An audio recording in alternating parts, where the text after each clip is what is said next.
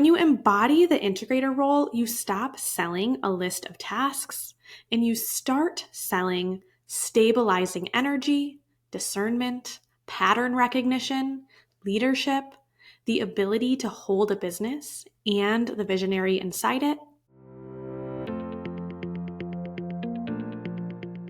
Welcome back to the Quiet Leaders Podcast. If you're new here, I'm Molly Maris, and this space is for the behind-the-scenes leaders, the integrators, online business managers, project managers, VAs, anyone who knows they're meant for more than checking boxes. So today I want to start 2026 with something that feels grounding and real. Because in 2025, I taught you a lot of the what integrators do, how we price, how the 2 to 3 client model works, how confidence creates clients, how simplicity changes everything. But today is not about what you do, it's about who you become.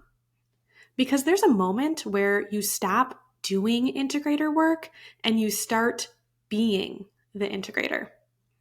And when that shift happens, your business changes. Your clients change, your boundaries change, even your nervous system changes. So let's talk about the quiet leadership in practice, what it looks like when you fully embody this role. Now, most integrators come from a task-based background. You were likely hired to execute. You were rewarded for being helpful, praised for being reliable, and honestly, you probably became the person that everyone leaned on. So when you start stepping into integrator work, the first evolution is skill-based. Strategy, systems, communication, leadership. But embodiment, that's different. Embodiment is when your identity finally catches up to your ability. And I see this all the time. Someone knows the strategy. They're smart. They can run a business behind the scenes in their sleep. But they're still over-explaining on calls, giving too much away for free, waiting for permission, worrying about how to prove their value, defaulting back into deliverables as a safety net. And here's why. Because they're still trying to sell what they do, instead of standing firmly in who they are. So I want to walk you through what changes when embodiment clicks. The first one is that your presence becomes the offer. This is the biggest one. When you embody the integrator role, you stop selling a list of tasks and you start selling stabilizing energy, discernment, pattern recognition, leadership, the ability to hold a business, and the visionary inside it. And this came up in a recent conversation I had with someone in my world, an incredible behind-the-scenes leader. And she said something like, "I'm holding everything. I need to know everything, so don't keep anything from me." And she wasn't saying this from a control standpoint. She was saying it from ownership. Because when you're embodied, you're not helping. You're holding the container. And her client literally told her, "I feel really held." That's not a deliverable, that's leadership. And when you hear language like that, "I feel held," that's your marketing. That's your positioning. That's your proof. Not, "I sent emails" or "I made a project plan." It's, you get to exhale because you're not carrying it all alone anymore. That is quiet leadership. Number 2, you stop over-explaining. When you're embodied, you don't convince. You don't over-educate people to earn your spot. You state what you see. You recommend what matters. You guide. And if someone doesn't choose you, you don't spiral. You don't negotiate yourself down. You don't take it personally. Because embodied leaders don't need to be picked. They choose. Number 3, you make decisions from stability, not fear. Embodied integrators don't make decisions from urgency, scarcity, people-pleasing, "I should take this because I need money" energy. Instead, they pause.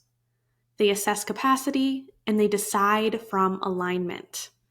And in this conversation that I had, she shared something really honest. She'd had an unexpected income shift, and she said, "I'm scared, but I keep telling myself I just need a couple clients." That is embodiment in motion, because the old version of you would probably go, "Oh my God, I need income. I'll take anything. I'll do hourly work. I'll say yes to whatever comes."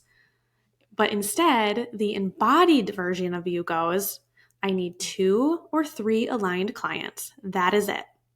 And I'm not abandoning myself to get them." That's the quiet leader shift.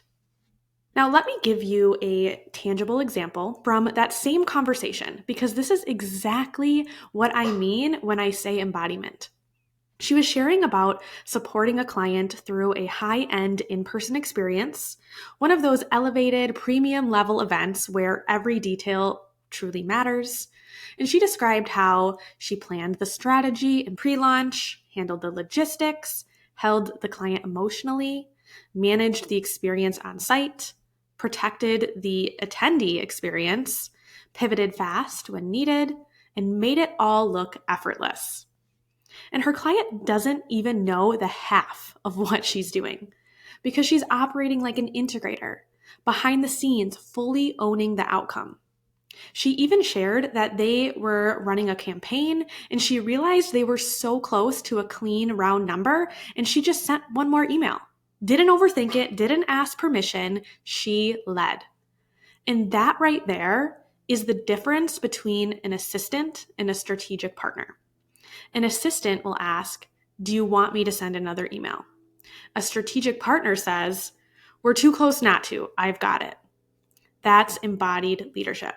And when you live there, you stop asking, "How do I explain what I do?" Because your clients don't hire you for your explanation. They hire you for how safe their business feels with you inside of it. And in that conversation, she also said something I think a lot of you will relate to. She said, "As soon as it comes to charging, I fall apart.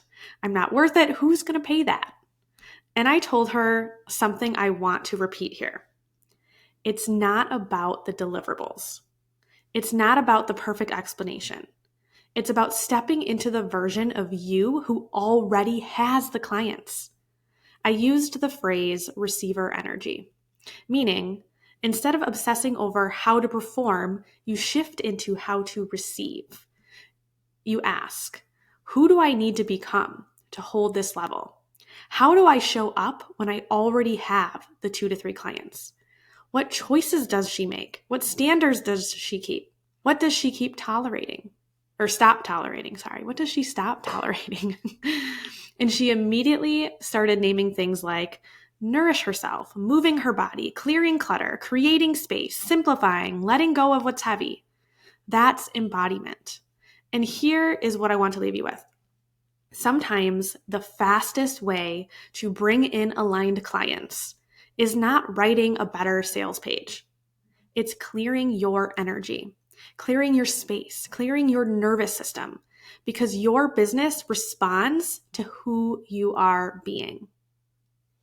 Okay, now I want to bring this home, because if you're listening to this and thinking, "I know I'm capable, but I'm just not fully embodied yet." Or maybe you're saying, "I'm ready for 2026 to be the year I stop overthinking and start leading."